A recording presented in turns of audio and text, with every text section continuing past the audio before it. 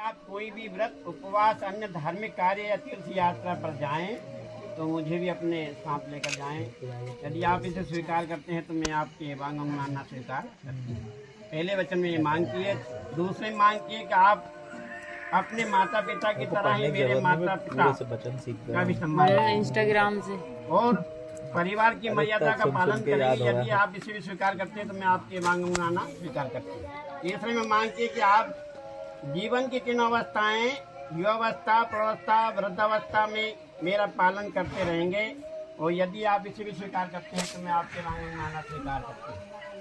चौथे मांग की कि आप इस विवाह बंधन में बंध रहे तो भविष्य में परिवार की सभी आवश्यकता की पूर्ति की जिम्मेदारी आपके कंधों पर रहेगी।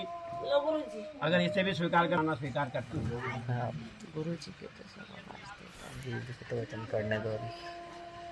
5वें वचन में मांग के अपने घर के कार्यों में विवाह आदि लेन देन और अन्य किसी कार्य हेतु खर्च करते समय यदि आप मेरी भी राय लिया करें तो अच्छी बात है। 6ठे मांग की यदि मैं सभी सखी सहेलियों के साथ रहूं तो आप सबके सामने कभी मेरा अपमान नहीं करेंगे। जुआ या किसी प्रकार की किसी भी तरह की बुराइयां आपके अपने आप से दूर रखेंगे। 7वें मांग की कि आप पराई स्त्रियों को माँ के समान समझेंगे और पति पत्नी के आपसी प्रेम के बीच अन्य किसी को भी नहीं आने देंगे। यदि आप इसे भी स्वीकार करते हैं तो मैं आपके वांगमूल स्वीकार करती हूँ। ये 7 वचन वधू के हुए।